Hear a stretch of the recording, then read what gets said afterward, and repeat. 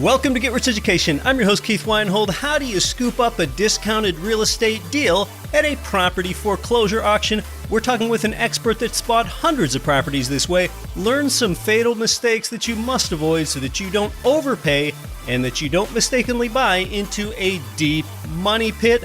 What happens at a foreclosure auction today on Get Rich Education? The people that our listeners can't stop talking about are Ridge Lending Group and MLS 42056. They provided you with more loans than anyone. It's where I got my last few loans, and they finance single-family income property up to fourplexes. They're the number one lender for both beginners and veterans. Start your pre-qualification, chat with President Chaley Ridge personally, and you'll end up with your custom plan for expanding your cash flowing portfolio. Start at ridgelendinggroup.com. You're listening to the show that has created more financial freedom than nearly any show in the world. This is Get Rich Education.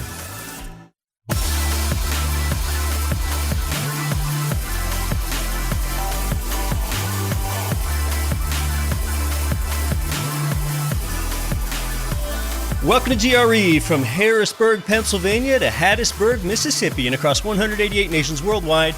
I'm Keith Weinhold, this is Get Rich Education, and thanks for being here. But as always, you're not here for me, you're here for you. What's it like to attend a property foreclosure auction? These properties become available when, sadly, a borrower defaults on their mortgage payments or their other payments for several months, and their property is in the process of being repossessed. We're going to talk about what that scene looks like. You might imagine a bunch of bidders on the courthouse steps and an auctioneer with a bullhorn or a microphone at the top of the stairs. Are bidders holding up wooden paddles with numbers on them at these foreclosure auctions? We'll discuss foreclosure auctions later, but first, people are buying houses like crazy today with this low supply, high demand, and interest rates at levels below the ocean floor. Now that homes have also become people's home schools and home offices and home gyms. Well, one measure about how this has pushed up housing values was just released by CoreLogic. They say that in the past year, homeowners with mortgages represent about 63% of all properties. Okay, that is then that about 5 in 8 homeowners have mortgages. Well, this group, they've seen their equity increase by nearly 11%.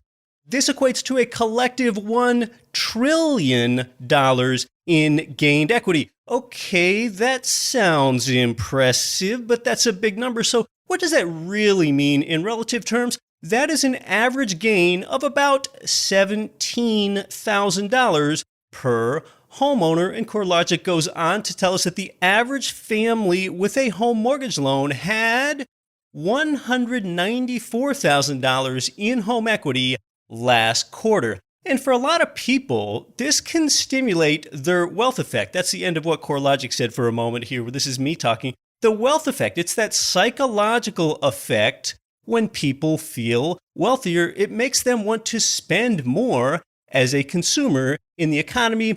CoreLogic went on to finish saying that as it stands now, the share of borrowers that have a negative equity position, that means those people that owe more on their mortgages than the home is actually worth, that proportion is down to just 3%. Okay, 3% of borrowers are in a negative equity position, and that's not a good position for those people to be in if they're also in that group that could lose their homes once the foreclosure moratorium ends. Now, I've got something rather surprising to share with you in setting this up. Okay, year over year home price appreciation, that's going to vary based on how your source compiles their numbers. Right now, Freddie Mac will tell you that home prices are up 9.7% year over year. Now, you'll remember that 3 weeks ago here on the show, in our episode named Booming Home Price Appreciation and Record Prices, I emphasized then how people don't buy property based on its price, but rather they buy based on if they think they can afford the monthly payments, something that the mortgage interest rate has a big influence on. Then when you look at nominal price gains, like this 9.7% that Freddie Mac is telling us about year over year, you also have to factor in the rate of inflation and the affordability. And affordability, that accounts for what wages and salaries are doing. Well, I told you a few weeks ago that I'd like to do some research to help you factor that in, and I always like to follow up and do what I told you I would. First American Financial Corporation, yes, the same well-known title company that you probably heard of, well, they have compiled what they call the Real Housing Price Index, and they have quantified the amount that real home prices have actually changed in the last 20 years. They've dropped, and it really is astounding with how much they've dropped. Factoring in how much housing costs you on a monthly basis, this is accounting for inflation, mortgage rates, and affordability. Here is the difference on your consumer buying power adjusted basis. Houses are more affordable than they've been in over a generation. Since January of 2000, real house prices are down 26.8%. I've talked about how house prices are below their 2006 peak on a real adjusted basis, and yeah, down 26.8% since 2000. That is pretty remarkable. So then, if you adjust today's housing prices to the 2006 peak, not the beginning of the year 2000, but the 2006 peak, they'd probably be even lower than down 26.8%. Really astonishing when you look at it. And I connect you with resources like this Real House Price Index and more through our Don't Quit Your Daydream letter. You can get that at getricheducation.com/letter for that and other resources like it. Real insights directly from me, whiteboard videos that I sometimes create for you, interactive real estate maps, and more. I deliver all of that through email, and these are sent out about weekly, not daily. You can sign up for free at getricheducation.com/letter. Now, at times, it's interesting to get high level and analyze these decisions that, say, Fed Chair Jerome Powell makes while he's standing at a lectern in a room full of well-dressed people, looking down through those half glasses of his, and he tells you he's going to tweak interest rates 1/4 of a point. Well, we're coming from a different place on today's show. Where does that value really get created? One way is when an opportunist buys a distressed property at a discount at a foreclosure auction, and then they fix it up and they sell it. This might sound a little trite to those that do this, but these people have a profit motive to really improve America one house at a time. And this is the birth of how a fix and flipper turns a distressed property into what you might think of as a turnkey property. So what you get the ability to do is leverage a specialist in a local market to use their knowledge and time and skill and connections to identify a distressed property and make this ugly and dysfunctional property into something that's appealing and habitable and maybe even a little bit pretty for you or your tenant. I expect that we're going to learn about some painful experiences here, some auction failures. But the reason that you want to invest through seasoned pros isn't because you want to invest with someone who's never lost. It's so that you can hitch your wagon to the experience of their failures. That's really what you want to do, because you might be a busy professional that can leverage the expertise of the foreclosure auction bidder and everything that they do thereafter. That bidder needs to come to the auction ready to pay cash, because banks won't lend a same-day loan to people for a property that's in disrepair. And you know something? I will very much be learning along with you here today, because I sure don't have any experience at property foreclosure auctions myself. How do the auctions work? Today, you get the backstory of these rehabbed, tenanted properties that you usually only see when they're finished, straight ahead on Get Rich Education. Congress just made it possible to get up to $100,000 out of your current 401k or TSP to invest in real estate, gold, or even your own business. That's even if you're still working, and avoid the IRA UBIT tax. The thing is, you can get your money tax and penalty free for a limited time. The EQRP is your secret weapon. With the CARES Act expiring soon, the EQRP company helps you unleash your retirement funds now. Learn more and text message EQRP in all capital letters to 72,000. Most rental property investors choose either positive cash flow or home price appreciation, but one real estate market can provide both. Jacksonville, Florida, with 9% lower home prices than the national median, 1% higher gross rents, and Jacksonville has appreciated 34% more than other comparable cash flow markets since 1991. Get positive cash flow today and appreciation for tomorrow. To invest for cash flow and growth in Jacksonville, go to cashflowandgrowth.com. This is Hal Elrod, author of The Miracle Morning, and listen to Get Rich Education with Keith Weinhold, and don't quit your daydream.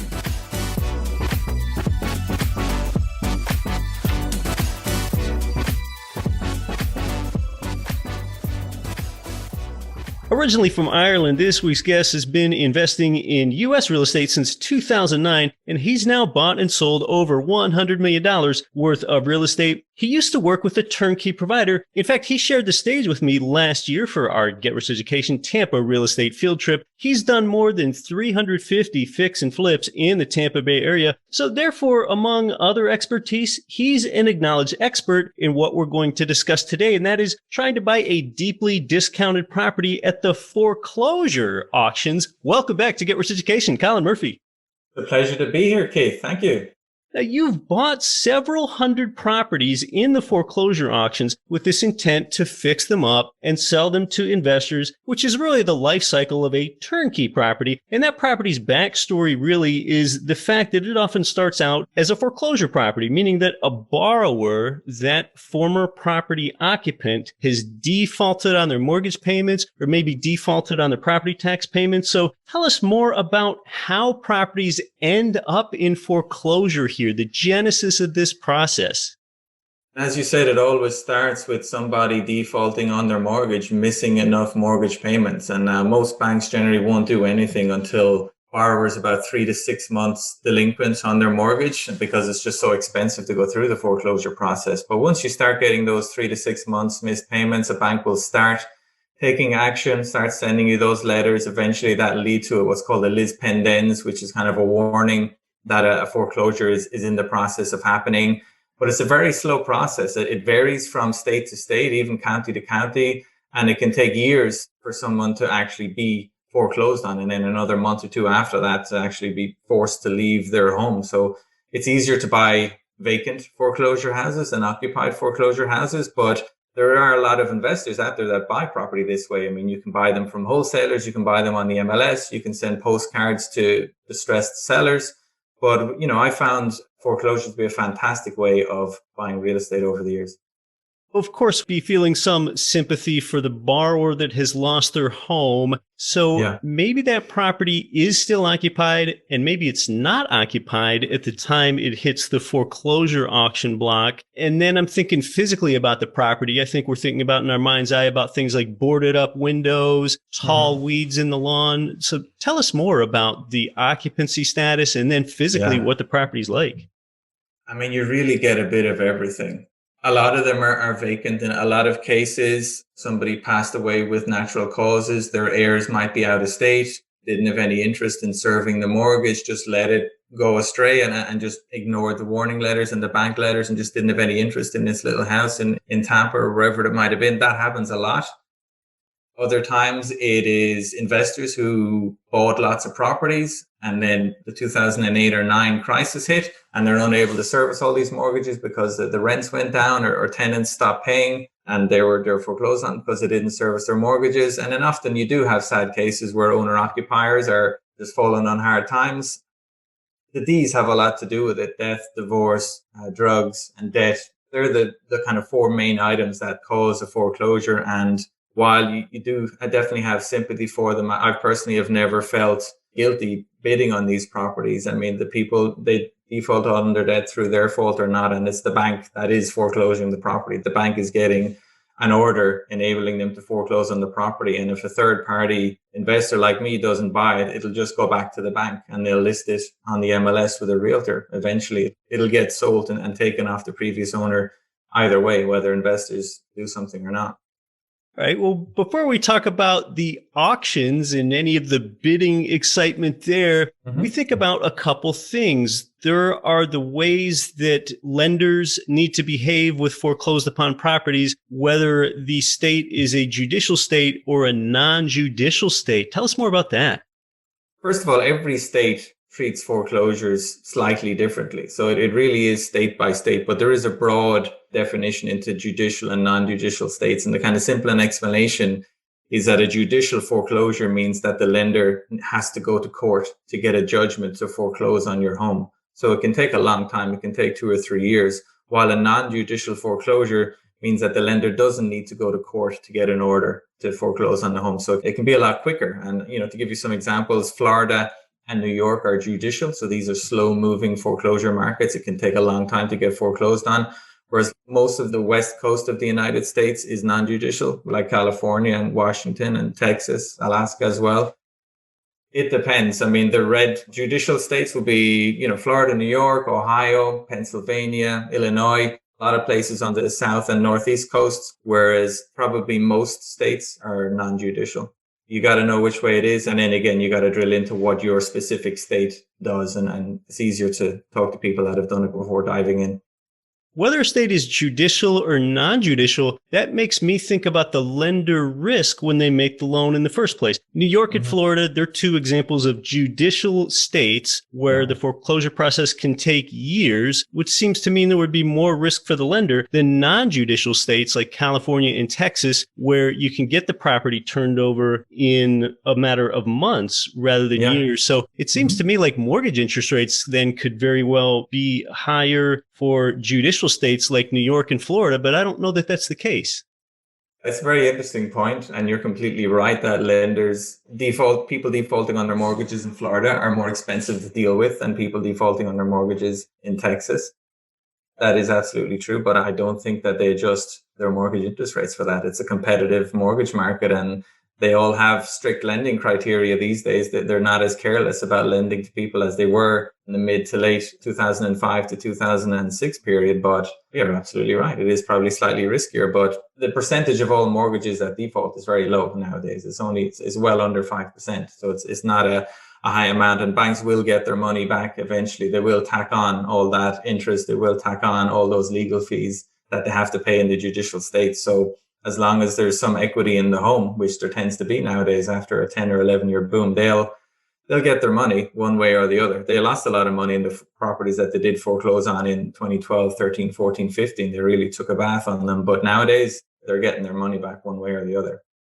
Yeah, it seems to me when that loan is first made to a borrower, there could very well be a risk premium priced in for the judicial states and therefore a discount for the non-judicial. But in any case, let's talk more about what really happens at these foreclosure auctions when a borrower can no longer make their payments to the bank. And I think a lot of times in our mind's eye, we still think about, is that something that takes place on the courthouse steps, these foreclosure auctions? I don't have any idea myself. I've never attended one. I imagine most of our audience hasn't. So tell us more about the foreclosure auction itself.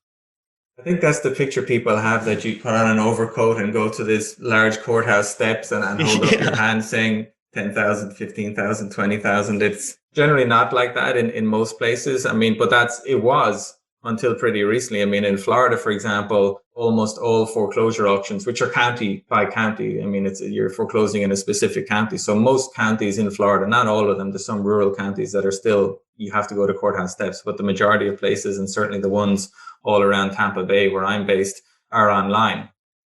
That was a game changer. That happened around 2015, 2016, which was just when I started buying in foreclosure auctions. And the huge difference was when they were on the courthouse steps, you literally have to go there with your cashier's checks. And you might have your eye on 2 or 3 properties, and you might only have enough money to buy one or to buy 2. And people generally went with different denominations of cashier's checks. So your budget might be $200,000, but you might have a bunch of cashier's checks in 50s, 20s, and 10s because you had to give the clerk the amount of money then and there, and you would get your change back like 3 weeks later. So you don't want to give them a 200,000 cashier's check if you bought a property for 170, because you won't get your money back for, like a month. So, That's and wild. also, You might want to have yeah, all it these is. increments ready. The more increments you have ready, the less likely it is you're going to have to wait for your change weeks later. And it's still like that in Texas, by the way, which is has a huge state with a huge amount of foreclosure. You still have to turn up at the courthouse steps with your cashier's checks, and you're really limited on bidding in different counties because the courthouse from one county to another, you might be an hour's drive from one to the other. So you might, if it's online, I can bid on an auction in Hillsborough County at 10 a.m. and then one in Pasco County at 11 a.m. I'm literally just at my desk bidding on it. And you could be, I did this while I was overseas, based in Madrid, Spain for many years, bidding on properties in counties throughout Tampa, which you couldn't do that 3 years ago. It was a huge amount of huge difference. So now that was a godsend for people like me that were based overseas at the time, where you could bid on properties. And if you're the highest bidder, you can just wire the exact amount that is needed for it. You don't have to be going to the bank branch to get your cashier's checks and all that kind of stuff. So it was a game changer, and it enabled people all over the country and all over the world to bid on these online auctions. You literally just create an account and deposit money in escrow with the local county. You needed at least 5%, generally speaking, of the amount you're trying to bid. So if you want to bid $100,000 on a property, you need to have a $5,000 deposit in there. If you have a $4,000 deposit, the most you can bid is $80,000, for example. So you need that in there. They'll take that off you straight away if you're the highest bidder. And in most counties in Tampa, you need to pay the balance the same day, literally by 4 p.m. the same day. So if you win the property at auction, you have to pay for the entire property that day, 5% in the morning and the other 95% generally 5 or 6 hours later. And then you need to wait 2 or 3 weeks usually to get your certificate of title. So it's very different to a normal property transaction. So you need to make a 5% deposit, pay 95%, therefore the balance by the close of business. And how does the bidding work? Does everyone have so many minutes? The properties are in the list and it goes by order. So it does one property, somebody wins it, then it goes to the next property and it's on the clock. There's 2 minutes for each property. So it literally start 159, 158, and you can submit your bids in advance if you want, and then you can increase them or tweak them while you're there. All you know at the time is what the highest bid is, and you just try and increase. If you can bid more, you just press a button and bid more. And if somebody increases their bid during the last minute in the 2-minute auction, it will increase the time by another minute. So even though it's 2 minutes per property, if it's a very competitive bidding situation, you can drag on for 15, 20 minutes. Once there's a highest bid, the 2-minute clock will start on the next property. And, sometimes the bank will have a minimum bid amount that's too high for any investor to be interested. So that clock will just run down to zero without any third-party bids. Imagine, for example, somebody had a $200,000 judgment on a property that's worth 120, but the bank still wants 170. Well, nobody's going to bid 170, so the bank will just take that back. And, if you're looking for a lot of well thought through logic in which properties the bank decides a reasonable bid amount and which ones they don't, you're not going to find it. It's very ad hoc. You just have to look for the properties that you're interested in, do your homework and log on and see if you can get lucky and be the highest bidder. You go to other auction sites like auction.com or Hubzu or Hudson and Marshall, they all have their own ways of doing it. I mean, in auction.com, if you bid 180,000, it's going to show 180,000. It's not going to go $100 higher than the second bid. So again, you need to know these little things.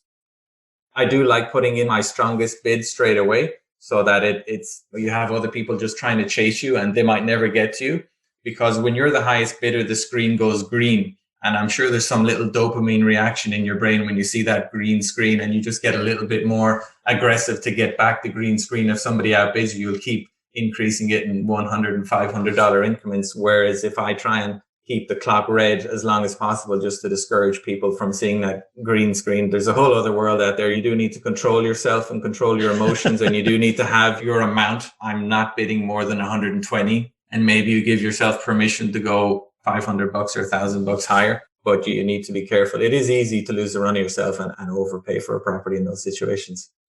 That's interesting. There's got to be a lot of psychology and emotion that plays into that for sure. And then you're making out the payment to the county, and then the county disperses that where? Yeah, you're making it to county. The county will disperse it to the lender. And if there's anything left over, other lenders, like maybe a second mortgage or a credit card company or something like that, or A mechanic's lien or a property tax payment or... yep, they can all submit form to the local county to apply for that excess, as indeed can the borrowers.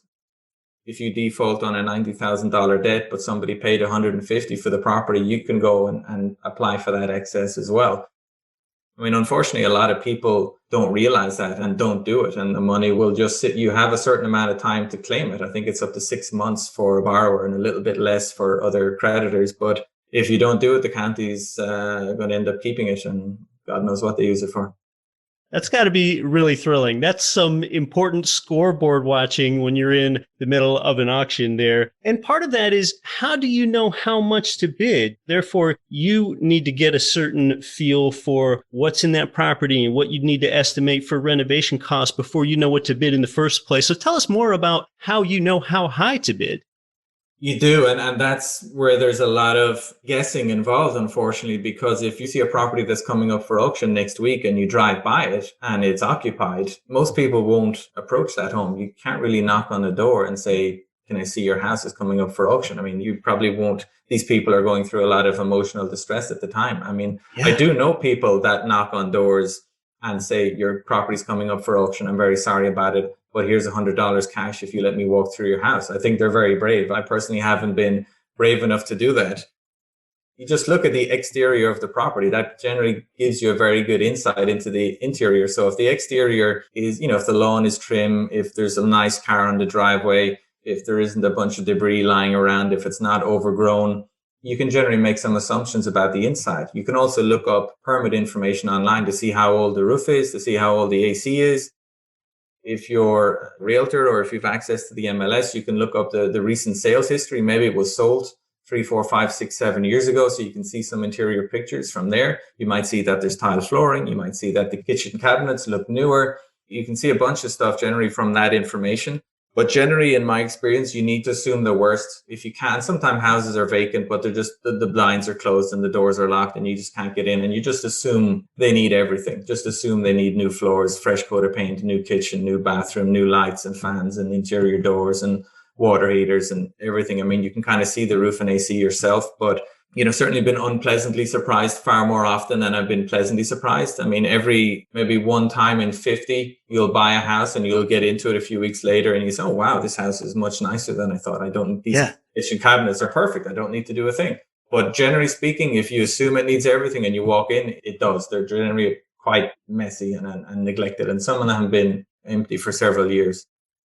As an investor, you need to know how much it's going to cost you to put in a new kitchen, how much it's going to cost you to install those floors and bathrooms. And, I'd renovated a lot of similar houses in those neighborhoods, a lot of those concrete block 1970s houses, 1,200 to 1,400 square foot. I had those numbers pretty down, and you can just make some assumptions based on what's needed for one that you can't see inside.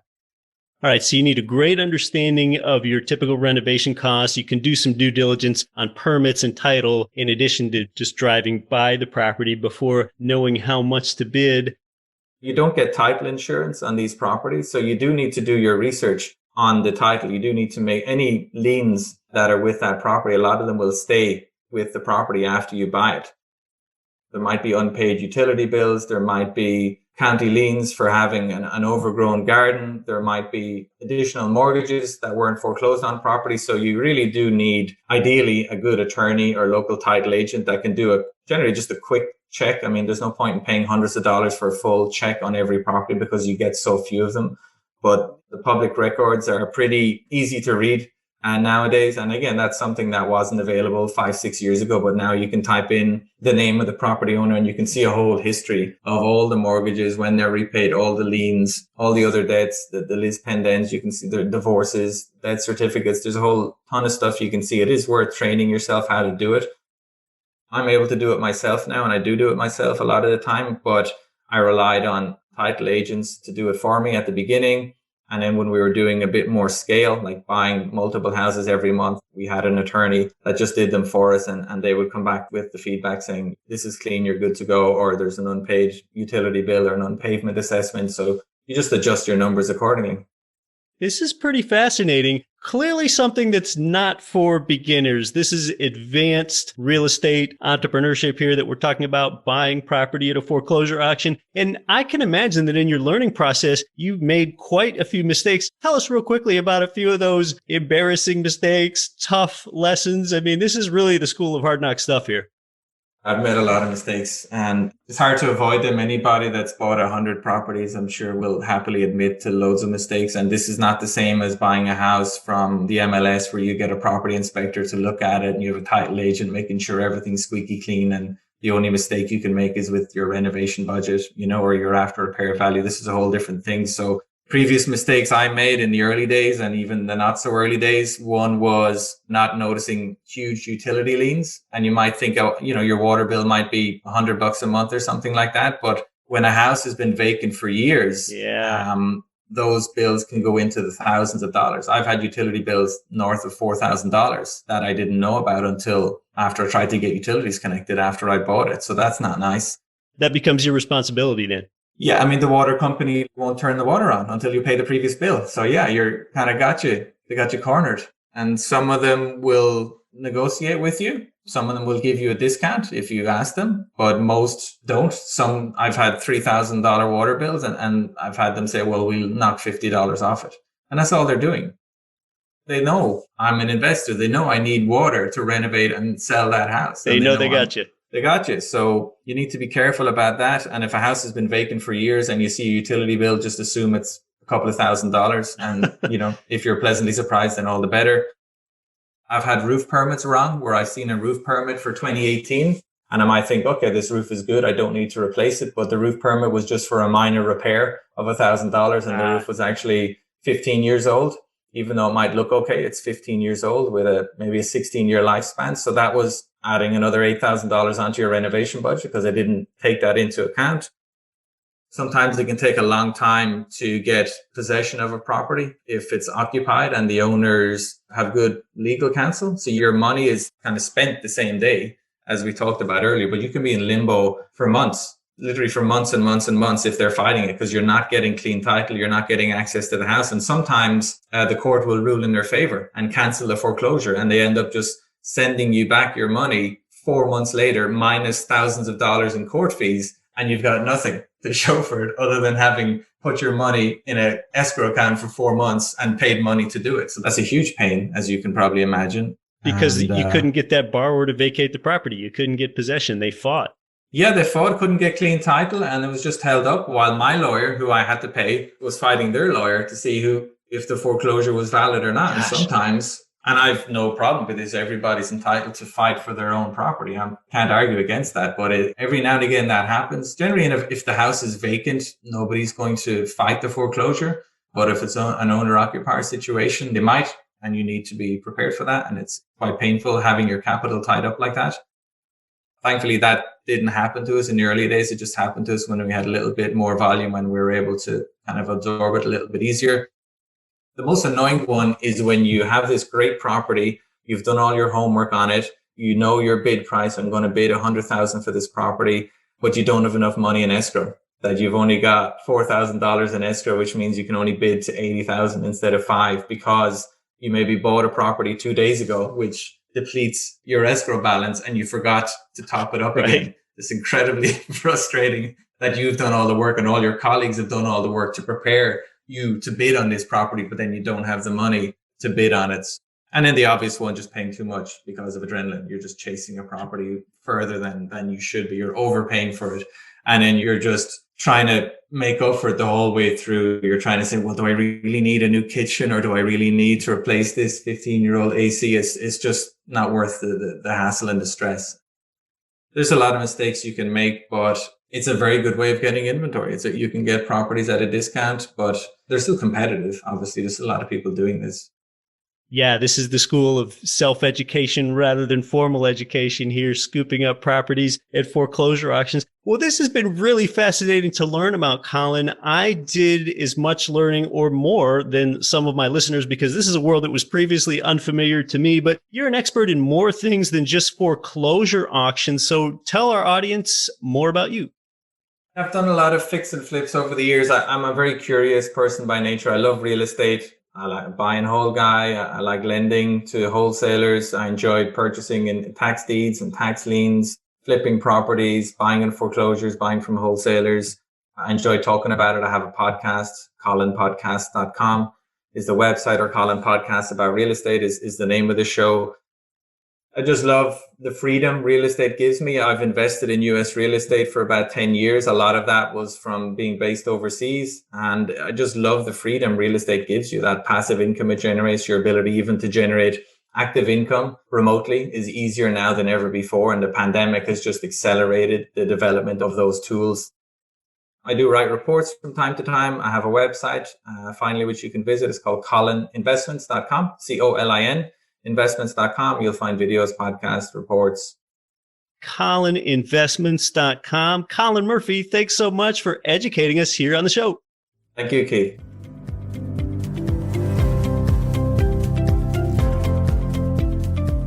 Well, you got to see what risks providers really have to take, even experienced ones. You also see why turnkey providers, they need loans from private lenders because they need to pay all cash same day for these properties. A foreclosure moratorium has kept a ceiling on the number of foreclosures lately. It should increase somewhat once that ends. And of course, this is exactly why renovated property providers have low inventory right now. I do not directly rehab any property. We create value here instead by only purchasing in investor advantage markets where we expect cash flow on day one. Right now, rather than rehabbing property, think about the opportunity that you have to rehab your financing. That's what you can do right now to increase your cash flow on your existing properties. Think of refinancing as what you're doing then is rehabbing your financing for up to 70% or 80% of the value of your property. Great stuff from Colin today for helping us deep dive into a rehabbed property's backstory at the auctions. Next week here on the show, a year-end recap of some crucial can't-miss housing and finance stories. Also, another great in-house chat as Andrea and I discuss goals and your mindset about setting new goals for the year in a way that you've never thought about before. Until next week, I'm your host, Keith Weinhold. Don't quit your daydream. Nothing on this show should be considered specific, personal, or professional advice. Please consult an appropriate tax, legal, real estate, financial, or business professional for individualized advice. Opinions of guests are their own. Information is not guaranteed. All investment strategies have the potential for profit or loss. The host is operating on behalf of Get Rich Education, LLC exclusively.